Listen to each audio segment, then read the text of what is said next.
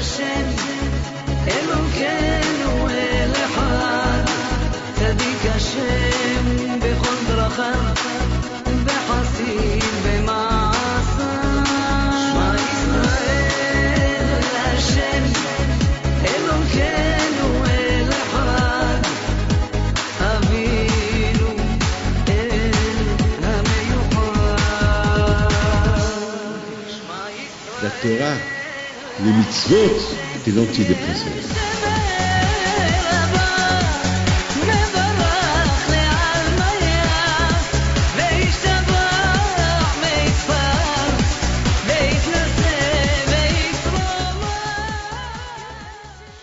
Birshot Moray Verabotai avec la permission d'Hachem.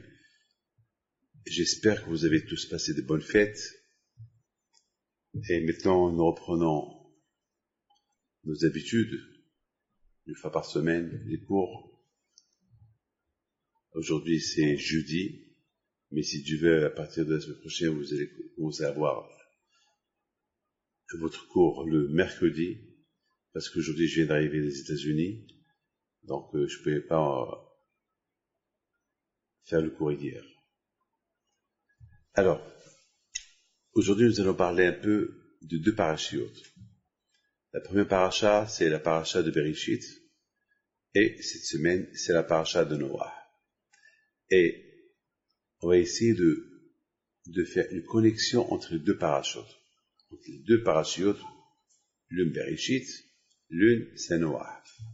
C'est de Bereshit, elle parle de la construction du monde. Bereshit bara Elokim. Hachem, il a créé le monde. La question, elle est grande. Pourquoi Hachem, il a tant attendu des centaines de milliards d'années pour décider de créer le monde il y a un peu moins de 6000 ans. Ça, c'est l'une des questions que personne n'a le droit de poser cette question. On ne sait pas. Vous savez que le temps, on ne sait pas c'est quoi le temps. Aujourd'hui, on calcule le temps. À un moment donné, le temps n'était pas calculé. On ne sait pas. Donc, Hachem, on dit sur Hachem, Ohaya, Ohove, Boï. Hachem, il fut, il était, il est, il sera. Chez Hachem, il n'y a pas de dimension d'existence. Il y a toujours existé. Lorsqu'on dit exister, on demande combien? Le temps. Chez Hachem, il n'y a pas le temps. Chez Hachem, toujours, c'est Ohaya, Ohove, Boï. Hachem, il était, il sera. Donc, c'est des choses qu'on ne peut pas, il n'y a même pas à discuter. Mais, toutes ces questions-là, un jour, on va les demander à bon Dieu, après 120 ans, il va nous donner des réponses. Comme la question de la Shoah, les gens se posent la question, pourquoi il y a eu la Shoah? On ne sait pas. La Shoah, c'est affreux. Pourquoi Dieu a permis cette Shoah? On ne sait pas. On ne sait pas. Vous savez très bien que dans la paracha de cette semaine, de Bereshit, la semaine dernière, pardon, il y a, lorsque Hachem a décidé de créer le monde, il a dit, Bereshit bara Elokim. Au début, Dieu a créé le monde. Alors, les malachim, les anges, ils ont dit à Hachem, mais si on écrit dans la Torah Bereshit bara Elokim, c'est-à-dire il y a un qui s'appelle Bereshit, c'est lui qui a créé Dieu. Non, il faut pas dire, il faut écrire Elokim bara Bereshit. Dieu a créé au début. Il faut pas dire au début Dieu a créé, parce qu'on risque de croire il y a un qui s'appelle début, Bereshit, c'est lui qui a créé Dieu. Hachem, il leur a dit, eh ben, celui qui veut se tromper, qu'il se trompe. Celui qui est aussi faux de se tromper, qu'il se trompe. Encore une fois, il a dit, Na'ase Adam, nous allons faire un homme. Et là aussi, les malachim, ils ont dit à Hachem, si tu écris dans la Torah, Na'ase, on va faire, c'est en pluriel. Ça veut dire, il y a eu quelqu'un qui t'a aidé pour créer l'homme. Et là aussi, Hachem, il a dit, ben, celui qui veut se tromper, qu'il se trompe. C'est-à-dire que Hachem, il a laissé une porte ouverte à ceux qui veulent se tromper sur son existence, sur son pouvoir éternel. Ça veut dire, finalement, Hachem, il veut lancer un message. il faut être vraiment fou pour croire qu'il y a eu deux qui ont créé le monde. Il faut vraiment être fou pour croire qu'il y a un qui a créé Dieu. C'est pas logique. Est-ce que quelqu'un qui s'appelle Bereshit va créer Dieu? Il faut être fou. Donc Hachem, beaucoup des fois Hachem, il a été trop strict que l'homme, qu'il fait partie de la création du monde, l'homme que Dieu a créé, l'homme qu'il a en lui une partie de Dieu, vraiment, s'il ne découvre pas ce qu'il a en lui, non, il doit être fou pour croire autre chose. Je voudrais simplement vous dire, entre parenthèses,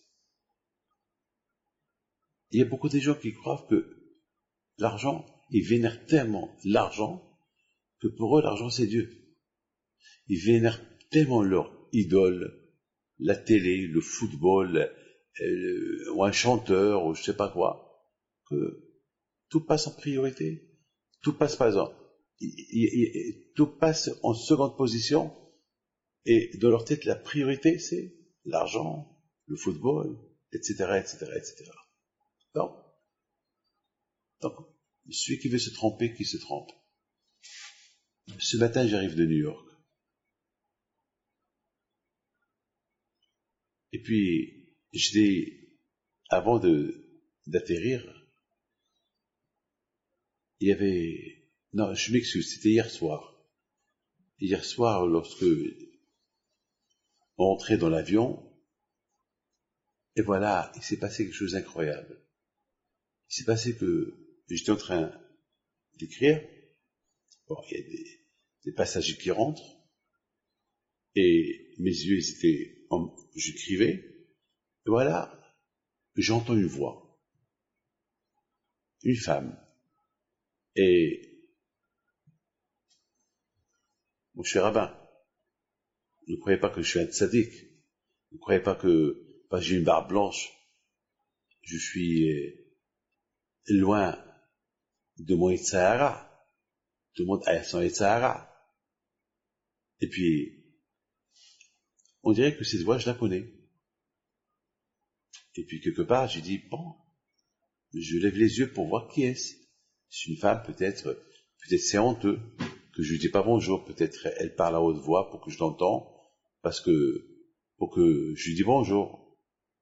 Après, j'ai commencé à réfléchir, j'ai dit, si vraiment elle veut me parler, elle est en train de voir que je suis en train d'écrire. Elle n'est pas bête de ne pas savoir que ma tête, elle est dans l'écriture. Alors, si elle croit que je lui fais la tête, elle doit être folle. Alors, je ne l'ai pas vue. Et finalement, ce n'était pas cette femme que on a cru parce que après, elle était assise derrière moi, et puis je me suis levé 2-3 fois pour aller me laver les mains, et puis c'était pas elle. Donc je me suis dit, David, tu as vu, parfois les Tzahara veut te faire quelque chose que tu n'as pas le droit de faire. Alors, là aussi, si Hachem, il écrit au début a créé Dieu, on va pas dire il y a eu un qui s'appelle début, c'est lui qui a créé Dieu. Non. Et celui qui veut croire à ça, il croit. C'est qu'il est fou. Alors Hachem, il a dit, on va créer un homme, Hachem, et il dit, celui qui veut croire qu'il y a quelqu'un qui m'a aidé pour créer l'homme, il croit. Mes amis, la Torah, elle a écrit un livre de Torah, de loi, qui s'appelle les Hamisha Homshe Torah, les 5 livres de la Torah. Dans ces 5 livres de la Torah, il y a beaucoup des histoires. Alors maintenant, la question se pose. Est-ce qu'on a besoin des histoires pour les écrire dans la Torah? A priori, la Torah, c'est le code des lois, comment le juif est juif. Donc, pourquoi on a fait rentrer les histoires dans le code de la Torah, dans les livres où il y a les lois de la Torah. Écoutez, dans les livres que vous trouvez dans les bibliothèques, il y a des livres d'histoire, il y a des livres de loi, il y a des livres de médecine, il y a des livres de mathématiques. Imaginez-vous, un livre de mathématiques, vous allez trouver là-bas des histoires. Non. Un livre de mathématiques, c'est mathématiques. Un livre d'histoire, c'est écrit histoire. Un livre des lois, c'est écrit les lois. Les codes de la loi. Donc, pourquoi dans la Torah, il y a des histoires? Quelle est la raison? Eh bien, mes amis, il faut savoir une chose, que pour vraiment arriver à respecter les lois d'Hachem, eh bien, il faut connaître Hachem. Si on ne connaît pas Hachem, comment on va respecter ses lois? Ou bien, pour connaître Hachem, il faut connaître ceux qui ont servi à Hachem, comme Abraham, Yitzhak, Yaakov, ces précédents qu'ils ont servi à Hachem avec tout leur corps, avec des sacrifices. Et ça va nous emmener à respecter les lois. Je vous donne la parole d'honneur. Beaucoup de fois, il y a certaines mitzvot qui sont très difficiles à faire, mais voyant comme les tzadikim, ils ont servi à Hachem, ben, je dis, si eux, ils ont fait, moi aussi, je peux faire. Quelle différence il y a entre eux et moi? Je vous raconte une histoire super. Une histoire super. Une histoire de Rabbi Pinhas ben Yair. Une fois, Rabbi Pinhas ben Yair, c'était le beau-père de Rabbi Shimon bar Yochai. Une fois, il s'est passé qu'une fois, on lui a volé son âne. Et voilà. Et un jour, Rabbi Pinhas ben Yair, il dit à sa femme, oh là là, pauvre âne, cet âne-là, il mange que du kasher. Juste à ceux qui l'ont volé, qu'est-ce qu'ils vont lui donner à manger? Et finalement, ceux qui l'ont volé, eh ben, ils étaient obligés un jour de le lâcher parce qu'il n'a pas mangé chez eux. Il n'a rien voulu manger. Il n'a rien voulu manger. Parce que, même cet âne, tellement qu'il s'est habitué à manger du kasher chez son maître, que cet âne-là, qui est hamar, c'est un âne, eh ben, il ne pouvait pas s'en passer de ne pas manger du kasher. Alors vous allez me dire, c'est quoi? Quel kasher les ânes ils mangent? Eh ben, c'est de la paille. Mais de la paille où on a retiré les 10%, le maaser. Il y avait aussi dans la paille un prélèvement pour que cette paille, on pouvait la donner aux animaux à manger. Je parle des animaux qui sont nés en Israël. Pas les animaux qui sont à gauche et à droite, dans le monde, non, Israël. Vous imaginez que lorsque je lis cette histoire, ben, ça me renforce. Et je me dis, eh ben, si je fais pas attention à ce que je mange, l'âne de Rabbi Pinhas ben Yair, il est mieux que moi. Ben, vous comprenez pourquoi une partie de la Torah, il y a des lois et il y a des histoires. Parce que ces histoires-là, c'est eux qui vont donner la force de ces histoires. On comprend qui était Dieu. Les premiers qui ont servi Dieu. Et ceux qui n'ont pas servi Dieu, qu'est-ce qui lui est arrivé? Comme l'époque du déluge. Noah, Abraham, Yitzhak, Yaakov, Yosef, en Égypte, tout seul. Il a résisté toutes les tentations. Il est resté un bon juif. L'esclavage. Et après, l'histoire, comment ils ont reçu la Torah. C'est-à-dire que, dans les histoires qu'on va lire dans la Torah, on va voir que la Torah, les histoires, ils nous donnent des forces pour pouvoir respecter la Torah. Lorsqu'on lit les histoires, on commente les histoires de nos parents, ça nous donne une force pour pouvoir respecter la Torah. Je vous donne un parole d'honneur. Il y a quelque chose qui s'est passé hier à New York. Il y a une femme qui vient me voir hier. Elle me dit, c'est incroyable. Je lui dis, pourquoi? Elle me dit, je vous ai connu il y a 6 ans. À telle et telle date. Et Et comme aujourd'hui, comme la date d'aujourd'hui, vous m'avez fait une bracha il y a 6 ans pour que ma fille se marie, eh ben, elle s'est mariée, elle a des enfants, et vous êtes venu à New York aujourd'hui. Et quelqu'un m'a appelé que vous êtes là aujourd'hui. Alors j'allais lui dire, ben, c'est une coïncidence. C'est ce que j'allais lui dire, ben, c'est une coïncidence. Après, je me suis dit, ben, si je lui dis c'est une coïncidence, ben, je vais casser sa foi qu'elle a en Dieu. Elle a créé, elle a construit une émouna en Dieu par rapport à la date que je l'ai connue et à la date que sa fille s'est mariée et à aujourd'hui, qui est la même date. Et moi, je vais venir, je vais détruire cette émouna. C'est pas normal. Ben, à un moment donné, je lui dis, ben, peut-être c'est pour vous que je suis venu ici. Et ça l'a renforcé encore plus. Ça l'a renforcé parce que vraiment, c'est beaucoup des fois des histoires. On arrive à déterminer notre propre histoire et vivre notre propre histoire et arranger notre histoire par rapport aux histoires qui sont passées à l'époque avec nos parents et comment ils ont résisté les tentations, les épreuves, etc., etc. Et donc, vous comprenez très bien que on peut se poser des questions. Pourquoi Hachem a attendu tant Hachem, il a toujours existé. Alors, si on parle d'existence, l'existence, elle n'a pas de temps. Il n'y a pas de temps chez le bon Dieu. Alors, on va commencer, mais pourquoi? C'est vrai, d'accord. Le bon Dieu, il existe, et BCDR, d'accord. Mais pourquoi attendre tant de centaines de milliards, de milliards, de milliards, de milliards, de milliards, de milliards, de milliards d'années pour créer le monde? Pourquoi? Mais on n'a pas de réponse. Pourquoi? Justement, c'est ces questions-là qui vont déterminer la émouna, la foi de l'homme en Dieu. C'est parce qu'il y a plein de questions à se poser. Ah ben justement, à côté de ces questions qu'on peut se poser, qu'on va jamais trouver de réponse, on va uniquement se poser une autre question à côté. Comment on peut imaginer le monde sans Dieu? Comment on peut imaginer notre vie sans Dieu? On ne peut pas dire ici il y avait Dieu. On ne peut pas dire ça.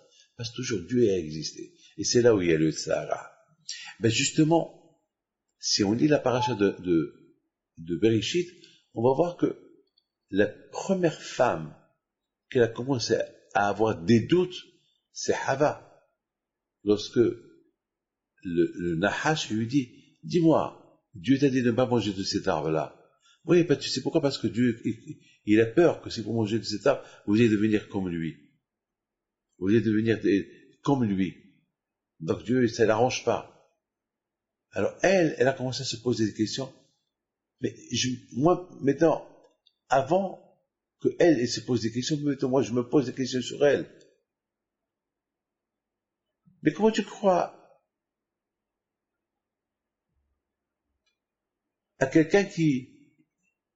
Mais comment tu le crois? Mais si Hachem ne voulait pas te créer, il ne t'aurait pas créé. Si Hachem t'a créé, c'est parce qu'il n'a pas peur de toi. Comment tu peux imaginer que Hachem t'a créé et il a peur que tu deviennes comme lui? Mais c'est pas possible, mais réfléchis un peu. Si moi, si j'ai un diamant et j'ai peur de le laisser devant quelqu'un, je ne vais pas le laisser devant quelqu'un, je vais le cacher. Je ne vais pas le laisser devant quelqu'un, je vais lui dire, écoute, ne le touche pas. Touche tous les diamants, pas celui-là. C'est pas possible. Si j'ai peur de lui, je ne vais pas lui laisser, je vais pas laisser ce diamant. L'argument du serpent est lié à la femme, parce que Dieu il sait que si tu manges, tu vas devenir comme lui. Mais si Hachem a peur que tu deviennes comme lui, pourquoi il a mis l'arbre à côté de toi? Pourquoi il t'a créé? C'est la peur de toi que tu deviens comme lui. Donc c'est un argument qui est bête. Et on a vu que Hava elle a cru. Comment Hava elle a cru? La réponse elle est parce qu'elle n'a pas pensé. Beaucoup de fois on fait des choses sans penser. Mais si on pense avant de les faire, on va trouver des raisons pour ne pas les faire. Et c'est ça le problème.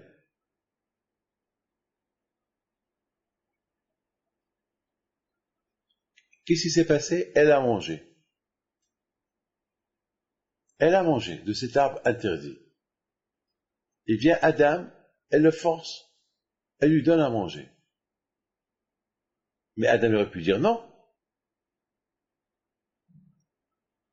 Mais Adam aussi, il a été séduit par cette étape, parce qu'il voit que sa femme, elle est vivante, elle n'est pas morte. Elle a touché l'arbre, elle a mangé de l'arbre, elle est vivante. Non seulement qu'elle est vivante, mais rien de mal a changé en elle. Donc ça veut dire quelque part, c'est de sa faute. Elle a commencé à douter. Ah, Dieu m'a menti. Il m'a dit que le jour que je mange, je meurs. Voilà, elle a mangé, elle n'est pas morte. Mais Adam, pense. Si Hachim t'a dit, le jour que tu manges, tu meurs, t'as pas dit à quelle heure? Et t'as pas dit tout de suite. Et t'as dit, le jour que tu manges, tu meurs. T'as pas dit à quelle heure? Donc peut-être tu vas mourir dans 1 heure, dans un quart d'heure, dans le quart d'heure qui suit, dans l'heure qui suit. Beaucoup des fois, on est devant quelque chose interdit. Alors, on se pose des questions. On se pose des questions. Plein de questions. Oui, non, oui, non, oui, non. Et à la fin, ou on est tenté ou on n'est pas tenté. Mais c'est que la personne elle pense les conséquences de la chose. Par exemple, tromper un mari. Ou un mari qui trompe sa femme. Au départ, il ne pense pas. Les conséquences qu'ils vont avoir. Je vous donne la parole d'honneur. Je suis un homme qui a l'expérience en ça. J'entends des problèmes des gens. Et j'entends toujours, au départ, la femme dit, j'ai un coup de foudre. En voyant ce monsieur. L'homme, il dit, oui, ma secrétaire, j'ai un coup de foudre avec elle et je suis en... Mais ce coup de foudre, il n'est pas venu d'un seul coup. Parce que il y a eu des choses qui sont passées. Revoir, parler et rigoler, et c'est de là. Il y a une relation qui se construit. Mais si ces gens-là, ils pensent des conséquences. Si la femme, elle pense que en faisant ça, elle trompe son mari du jour qu'il va le savoir, il va la divorcer. Beaucoup de fois, il y a des femmes qui regrettent amèrement. Et amèrement, mais c'est trop tard. Mais pourquoi t'as pas pensé ça avant? L'homme aussi, après, il regrette amèrement. Pourquoi? Il a trompé sa femme, mais il veut rien savoir, elle veut plus retourner avec lui. Même si elle est prête à tout perdre, parce que, ils se sont trahis. Elle a raison. L'homme, ils se sont trahis, il a raison. Mais si ils auraient pensé, ils ne seraient pas arrivés là. Il y a toujours quelque chose à penser. Adam, pense que si Hava elle a mangé, elle n'est pas morte, c'est parce que c'est pas elle que Dieu, il a dit non pas manger, c'est à toi, Adam. Et toi, Adam, tu as donné l'ordre à ta femme. Mais Hava, elle n'a pas reçu l'ordre direct de Akadosh Baruch Hu. Parce que, toujours, c'est l'homme dominant, c'est Adam. L'ordre, il a reçu, Adam, il a reçu. Mais admettons, même si Hava, elle aurait reçu l'ordre de Akadosh Baruch Hu directement, elle a mangé, elle n'est pas morte.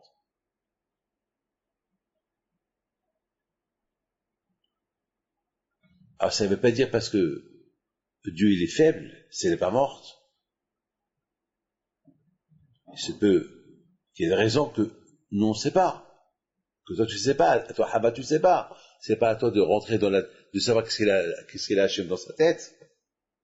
Hachem, il est au-delà de nous. Ben, mes amis, vous voyez, de cette paracha, on apprend plein de choses. On apprend, il ne faut pas se poser des questions, pas trop de questions, ça risque de nous emmener à la dérive, parce que c'est des questions qui n'ont pas de réponse, sur la création du monde, sur Dieu, surtout. Des choses, cette paracha nous apprend aussi, malheureusement, lorsqu'on ne réfléchit pas, lorsqu'on fait une bêtise, les conséquences de la bêtise, Et, et tous les dégâts qui vont sortir de cette bêtise. De l'autre côté, on voit, malheureusement, comment il y a eu la dérive des générations qui sont parties en dégringolade jusqu'à que Dieu a décidé de détruire le monde. Jusqu'à que Dieu même, il regrettait d'avoir créé le monde, d'avoir créé l'homme. Je me suis posé une question. Mais Hachem, tu vois l'avenir. Hachem, tu sais que tu vas interdire à Adam de ne pas manger l'arbre. Il va la manger. Toi, Hachem, tu sais que Caïn, il va tuer Hével. Toi, Hachem, tu sais que tous les descendants de Adam jusqu'à Noah, tu vas détruire avec le déluge. Pourquoi tu regrettes? Mes amis, beaucoup des fois, on dit, écoutez bien ce que je vais vous dire. D'un côté, la Torah dit que Hachem, il regrette d'avoir créé l'homme et le monde. Et de l'autre côté, tout de suite, la Torah dit, Benoah matzahel be'ene Hachem. Tout de suite, la Torah, elle nous parle de Noah. Et Noah, il a trouvé grâce aux yeux d'Hachem. Alors, il y a comme une contradiction. Dieu regrette d'avoir créé l'homme. Qui a cité Adam, je regrette, Hachem, il dit, je regrette. Et tout de suite, la Torah est terminée. Et Noah, voilà, Noah, il a apparu, un Noah qui est tzaddik. Et Noah, il a trouvé grâce aux yeux d'Hachem parce qu'il était un tzaddik. Ça veut dire que beaucoup de fois ça arrive. On regrette. Déjà, lorsque tu fais une mitzvah, il faut jamais la regretter. Il faut jamais la regretter. Tu fais une avera, une faute, il faut la regretter. Beaucoup de fois, ça arrive que Akadosh Baruch Hu, bien sûr, il sait tout. Il sait tout. Ben justement parce qu'Hachem, il sait tout, il écrit tout. Et c'est la raison pourquoi Hachem, dans la Torah, c'est écrit que Hachem, c'est vrai, il a vu qu'il allait y avoir des Risha'im. Mais Hachem aussi, il a vu qu'il allait y avoir des Tzadikim. Hachem, il regrette qu'il a créé l'homme. Ben, de l'autre côté, Hachem, il dit, ben voilà, d'accord. Je regrette d'avoir créé l'homme, d'accord. Mais regarde, il y a Noah, c'est un tzaddik. Donc ça vaut la peine que j'ai créé le monde entier que pour Noah, que pour lui. Et je vais reconstruire le monde de lui. Il y avait une fois un rave qui a construit une grande yeshiva. Grande yeshiva. Et tous les rabbins lui ont dit, mais cette yeshiva-là, pour qui? Qui va venir étudier là? Et il leur a dit, ben, le premier, ça va être moi. Après, il y aura un autre. Alors, les rabbins lui ont dit, alors tout ça pour toi et lui? Il leur a dit, oui, ça vaut la peine. Ouais. Pourquoi Dieu n'a pas créé le monde entier pour une seule personne, qui s'appelle Adam? Alors, quelle différence? Tout ce que j'ai fait là, pour une seule personne, pour celui qui va venir étudier. Mais peut-être celui-là, il va amener d'autres. Et s'il n'amène pas d'autres, je serai là, pour moi. C'est ça, je pense, c'est ça la réponse. Hachem, il y a des moments que Hachem regrette. Pourquoi? D'avoir créé le monde, d'avoir créé l'homme qui va contre lui, comme la génération des déluges qu'ils étaient. C'est écrit dans la Torah, c'est écrit dans la Torah qu'ils ont fait des bêtises. Ils allaient avec des animaux, ils volaient des femmes. L'un il volait à l'autre, et pour voler, ils vont tuer. Il y a eu la tromperie, l'adultère. C'est de la folie. Ils prenaient des... C'est pour ça qu'il y a beaucoup des animaux que Dieu n'a pas créés. Parce qu'ils ont mélangé des animaux avec d'autres animaux. Donc il y avait des bâtards, des choses que Hachem n'a pas créées. Hachem a créé une création. Eux, ils sont venus, ils ont mélangé la création qu'il a créée Hachem.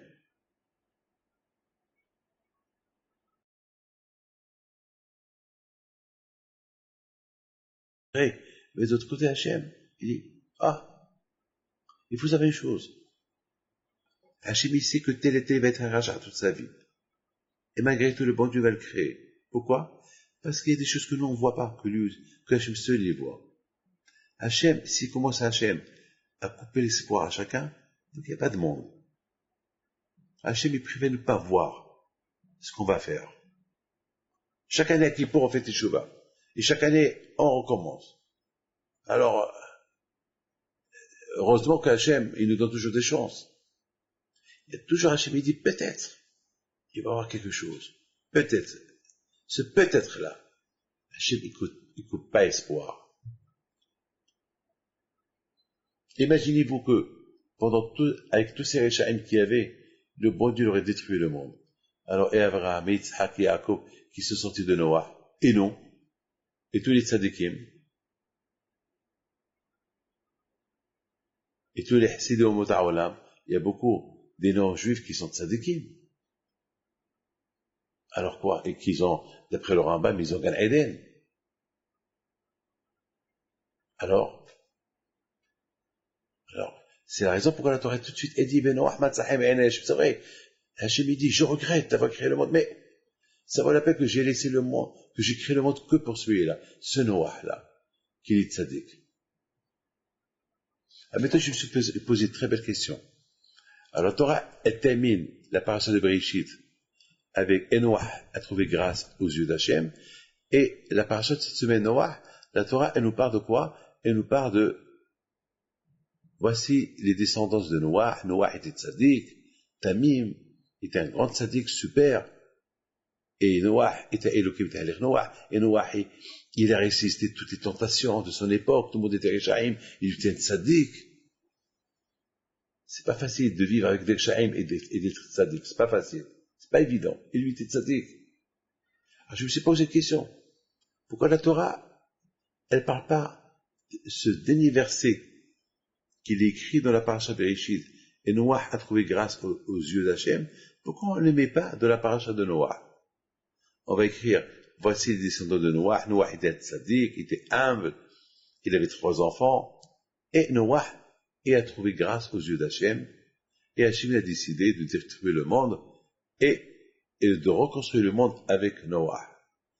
Pourquoi la Torah, elle laisse ce passage qui n'a aucun rapport, aucun lien avec la paracha de Bereshit? La paracha de Bereshit, vers la fin de la paracha de Bereshit, on nous parle de tous les gens qui ont vécu longtemps, on nous parle de la mort de Adam Arishon, et on nous parle que les gens de l'époque, ils sont des Réchaïm, et on nous parle que Dieu a regretté la création du monde, et Dieu a regretté la création de l'homme, et après la Torah te dit, et Noah a trouvé grâce aux yeux d'Hachem. De contraire, la Torah devait terminer avec Dieu a regretté la création de l'homme, et tout de suite, on attaque l'autre paracha. Voici les descendants de Noah. Noah était tzaddik, ça veut dire que malgré qu'il y a eu des Réchaïm, quand même, il y a eu Noah qui était tzaddik, ça vaut la peine que le bon Dieu, il revoie, il oublie, c'est pas pas qu'il regrette la création de l'homme, parce qu'après tout, il y a Noah qui est vivant, qui a trouvé grâce à ses yeux, et voilà. Et de lui, on va construire le monde. Donc ce verset-là, que Noah a trouvé grâce aux yeux d'Hachem, dans l'autre paracha, il est inutile. Je vous dis quelque chose. Par exemple, il y a ce qu'on appelle, on écrit des sujets. On termine un sujet, on prend un autre sujet. On ne va pas écrire un sujet qui n'a aucun lien avec un autre sujet, et on commence à l'écrire, et après on attaque un autre sujet, qui a un rapport avec la dernière phrase qu'on a écrite dans le sujet précédent. C'est chaque sujet, il a un titre. On ne va pas écrire un sujet avec son titre, et on va laisser là-bas une phrase qui n'a aucun rapport avec ce sujet-là, et qui va avoir un lien avec le prochain sujet. Donc, cette phrase-là, enlève-la de ce sujet-là, et mets-la dans le sujet où on parle de Noah, alors on parle que de Noah. Pourquoi on parle d'un sujet, on fait rentrer Noah, après on commence à un autre sujet qui s'appelle Noah. Ça n'a pas... Par exemple, vous avez des billets de 500 €. D'accord? Voilà, vous avez des billets de 500 euros. Et après, on va commencer à compter le billet de 1000 euros. S'il y a. Ou bien les billets de 50 euros. Et après, on va commencer à compter les billets de 100 euros. Alors, on va commencer à compter les billets de 50 euros. On va laisser là-bas un billet de 100 euros. Après, on commence à calculer les billets de 100 euros. Non, alors, prends ce billet de 100 euros de là, qu'il est avec les 50, mets-le avec les 100. C'est ça ma question. J'essaie de vous faire expliquer ma question. Eh bien, mes amis, j'ai pensé à une super réponse. J'ai pensé que Akadosh Baruch Hu, il est super, il est extraordinaire. Akadosh Baruch Hu, justement, pour lui, l'histoire de Noah, c'est pas notre sujet. C'est le même sujet. Parce que Noah, c'est un être humain, après tout. Le sachez bien, et regretter la création de l'homme, il aurait pu aussi regretter la création il aurait pu aussi inclure Noah. Hachem, il a regretté pourquoi il a créé l'homme. Il aurait pu aussi, puisque la majorité des gens, c'était des Rechaim, donc, pour lui, même ce Noah, c'est pas pour je vais laisser le monde. Donc, il aurait pu rester dans l'idée, je vais en finir avec le monde. Parce que c'est pas, le monde entier, ils sont des Rechaim, parce qu'il y a un qui est tzaddik, ah ben, je vais laisser en vie, je vais tuer tout le monde pour lui. Non. Hachem, il aurait pu dire, ben, je vais en finir avec tout le monde. Mais Hachem, il est juste. C'est pas pour 1000 personnes qui sont Rechaim, il va tuer un tzaddik aussi. Non. Et surtout si c'est lui le seul qu'il y a. Donc c'est vrai, c'est la raison pourquoi la Torah, elle écrit que Hachem, il a regretté d'avoir créé l'homme, mais tout de suite Hachem il dit, même que j'ai regretté, mais j'ai pas regretté que j'ai créé le monde. Je vais le reconstruire avec cet homme qui est là. Je vais pas mélanger les mauvais, les mauvais et les bons. C'est très important pour Hachem. Très important, écoutez bien. Pour Hachem, que s'il y a une personne qui suit le chemin d'Hachem pour que, grâce à cette personne, Hachem peut faire du bien à tout le monde. Et imaginez-vous qu'on termine la paracha de Bereshit avec cette phrase « J'ai regretté que j'ai créé l'homme ». C'est grave pour nous. C'est grave pour le monde. Parce que vous imaginez que chaque semaine, on lit un sujet, une paracha. Imaginez-vous que la semaine qu'on va lire la paracha de Bereshit, on va s'arrêter sur cette phrase-là, et Hachem, il a regretté d'avoir créé l'homme. Vous savez qu'il y a des malachim, il y a des anges qui accusent l'homme. Et ces malachim-là, ils peuvent nous accuser, ils peuvent dire à Dieu, Hachem,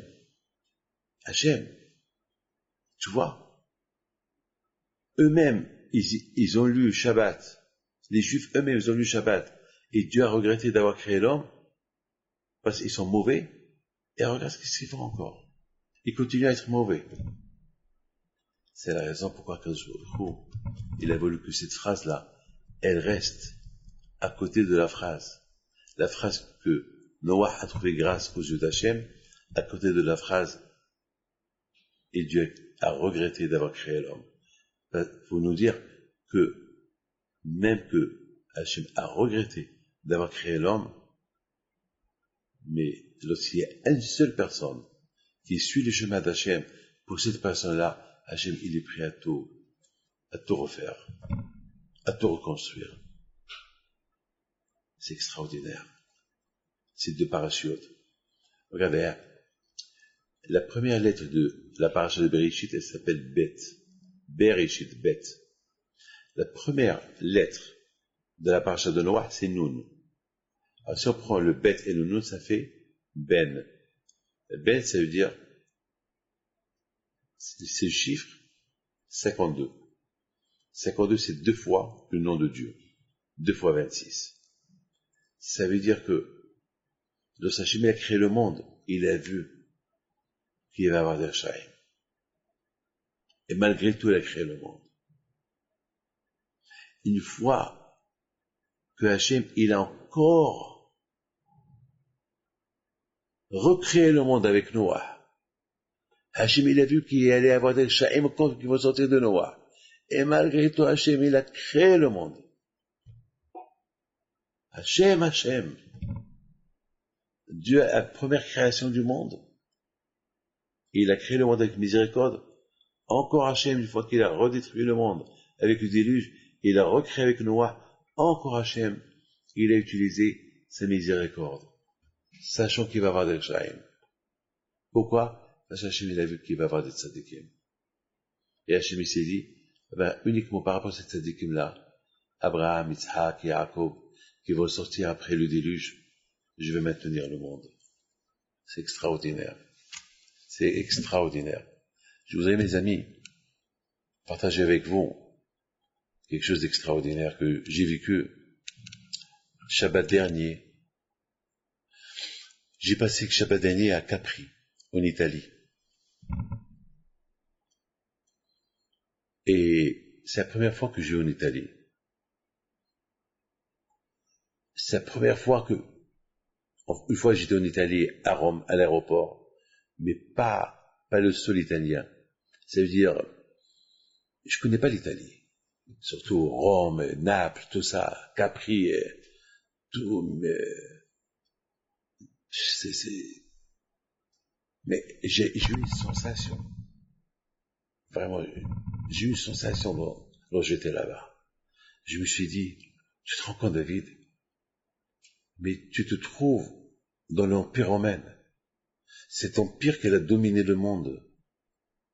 Cet empire qu'elle a été est bonne et mauvaise.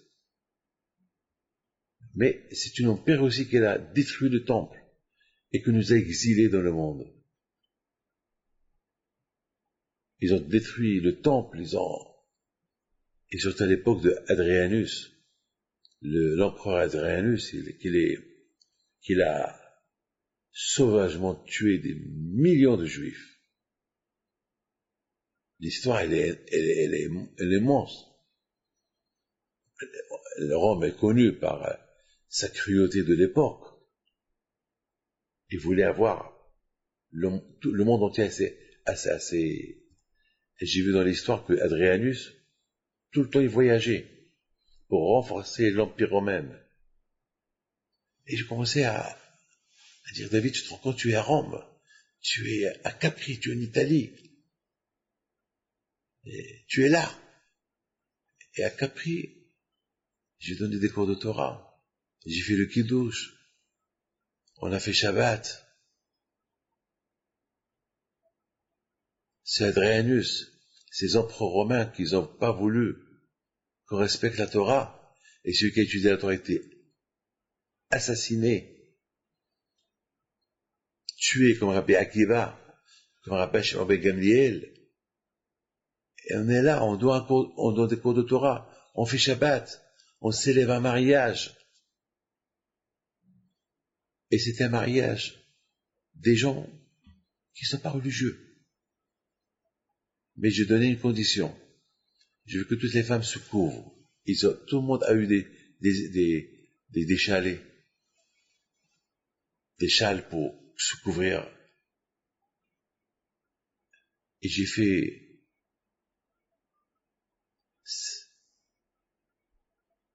Je me suis dit, Hachem, tu dois être fier de ton peuple. Ah, Israël Haï, tu vois. Il y a eu un respect. Les gens venaient pour demander une bracha. Mais il s'est passé une chose extraordinaire. Que après on a terminé la prière, on est parti dans la salle. C'était une salle qui est construite avec des arbres. Une salle magnifique, des arbres. J'ai jamais vu ça. C'est comme une soukha de feuilles pour 500 personnes. C'est une salle magnifique. C'est connu que Capri, il y a là-bas des merveilles que match des merveilles là-bas. Mais, étant donné que c'est pas toutes les femmes qui étaient tsnéotes, donc j'ai décidé de m'isoler quelque part avec une dizaine de personnes, loin de tout le monde, et voilà. Le temps qu'ils m'ont arrangé où je devais être, j'ai commencé à faire, alors, on entendait le bruit de tous ces gens le bruit des gens qui parlaient, et soudainement, il y avait un silence. J'ai rien compris pourquoi il y a eu ce silence. Bon, moi, j'ai commencé à faire mon kidouche. Il s'est passé que, pendant que moi je faisais le kidouche, il y avait quelqu'un d'autre qui faisait le kidouche pour tout le monde. Et au moment que moi j'ai terminé mes Kadesh à Shabbat, ce monsieur aussi qui fait le kidouche pour les 300, 400, 500 personnes, lui aussi, il a terminé avec moi, et après tout le monde a commencé à parler. J'ai commencé à dire, c'est la grandeur de Dieu. Parce qu'on ne s'est pas consulté qu'au moment où moi je fais kidouche, je fais kidouche. Ça veut dire, Hachem est venu nous dire, tu vois David, toi tu es religieux, eux ils sont pas religieux, mais voilà, j'ai fait ce que vous avez fait kidouche ensemble. Lui il a fait pour eux, toi tu as fait pour les tiens, et finalement, toi tu as fait pour eux, lui, l'autre il a fait pour toi, et c'est un Israël.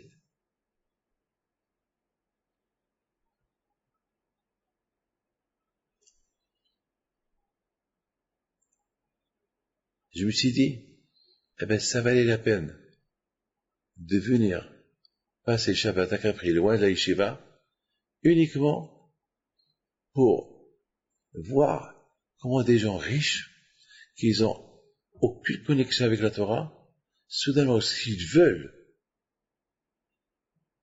être soumis à la Torah, eh ben, ils sont soumis à la Torah. Vous imaginez moi qui leur dis, il faut faire ça, il faut faire ça, il faut faire ça. Et le Hatan, il a fait à la lettre ce que j'ai demandé. A priori, Dieu me donnait une gifle, il aurait pu me dire, va-t'en d'ici. Et d'ailleurs, s'il voulait faire tout pas caché, il aurait pu le faire. Tout le monde, à part quelques personnes, je dis pas tout le monde, une grosse partie, ne mange pas caché. Et moi, je lui dis, étant donné que c'est moi, tu m'as invité, et je lui dis que c'est moi qui décide, avec les conditions que tu as acceptées, pourquoi il a accepté? Il me dit, Rabbi David, ce que vous dites, je le fais. Je vous raconte une histoire. Alors, je l'ai connu. Il avait un problème. Après, bon, Hachem, ça s'est arrangé sans problème. Ben, je lui ai donné quelques conseils. Après, je lui ai dit, si tu veux, voilà mon talit, je te donne. Tu te maries avec. Il lui dit, alors, si je me marie, c'est toi qui me maries. Et je lui ai dit, si c'est moi qui te marie, alors ça va être selon mes conditions. Il m'a dit, selon tes conditions. Et grâce à Dieu, quelques mois plus tard, je lui ai offert mon talit,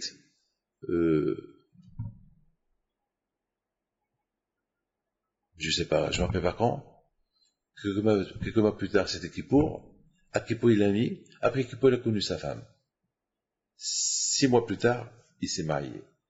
Je lui ai dit, rappelle-toi, tu m'as dit, si je viens, sinon, c'est mieux que je viens pas. Fais ce que tu veux. Il m'a dit, non, je ne vois pas mon mariage sans vous, Rabbi David. Alors, ça va être mes conditions. Ça va être selon vos conditions. Et toutes mes conditions, il les a. Et tout le monde savait qu'il y a mes conditions. Ça veut dire que le juif, finalement, s'il veut, il peut se soumettre à Hachem. Il faudrait savoir comment le prendre.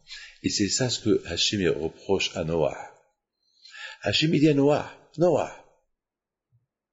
t'as fait ma force. Je t'ai dit construis la teva pour que les gens ils sachent que je vais détruire le monde. T'as vu, personne t'a tué. Ils auraient pu te tuer parce que on dirait que tu es en train de leur souhaiter la mort. Et toi seul, tu restes vivant, toi et ta famille. Personne t'a touché. Pourquoi tu n'as pas pris la décision de leur faire du moussard, de leur crier? Pourquoi? Beaucoup des fois, il y a des gens qui ne voyaient pas leur force. Ils sous-estiment leur force. Comme Adam et Hava, ils se sont sous-estimés leur force quand ils sont tombés dans le piège du Satan. Et ils avaient une force énorme. Regardez la force de Rabbi Shimon Bar Yochai. Regardez la force de Rabbi Meir Baal HaNes, et Rabbi Chaim Taïb Lomet, et Rabbi Chaim Pinto, et Moshe Rabbeinu, et Abraham Yitzhak Yaakov. Alors, et Adam aussi, il avait une grande force comme eux. Comme que ces tzadikim, ils n'ont pas fauté, Adam aussi, il aurait pu ne pas fauter. Mais il n'a pas imaginé les forces qu'il avait. Et surtout, il n'y avait pas encore le Satan. Le Satan n'avait pas encore ses pouvoirs. Donc, mettons le Satan, il a ses pouvoirs. Lorsque le juif, il veut vraiment être bon, eh bien, il peut être bon. Lorsqu'il veut résister aux tentations, il peut résister aux tentations. Regarde la preuve. Noah. Hachem, il dit à Noah, il reproche à Noah. Hachem reproche à Noah. Mais Noah, tu vois pas les forces que tu as construit un bâtiment énorme. Tous les animaux, ils sont venus. Tu les as appelés, ils sont tous venus. Tu aurais pu faire, et tu aurais pu donner un cours de Torah. Tu aurais pu alimenter le monde entier à faire une grande teshuva. Mais tu t'es sous-estimé.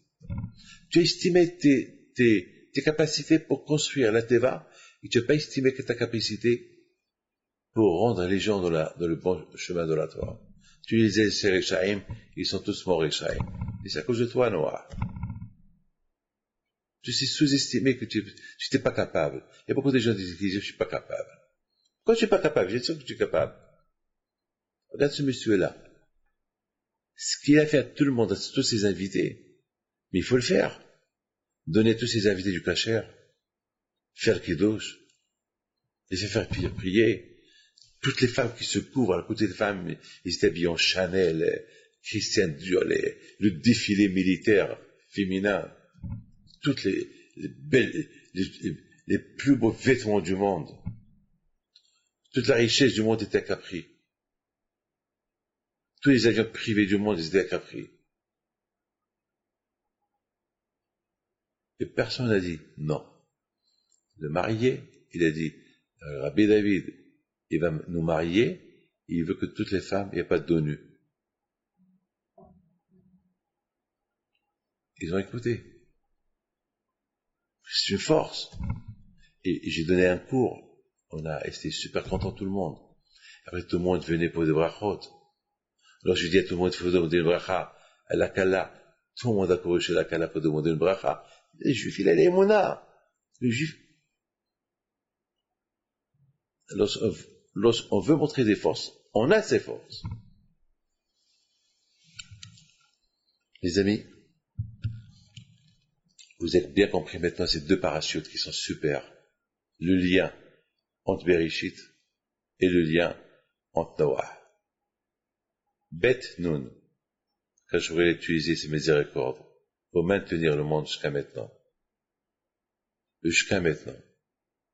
Hachem, El Rahom Hanon. Hachem avant, Hachem après. Que le bon Dieu vous protège, que le bon Dieu vous aide. Vous tous, vous avez le courage, vous avez la force. Ne vous sous-estimez pas.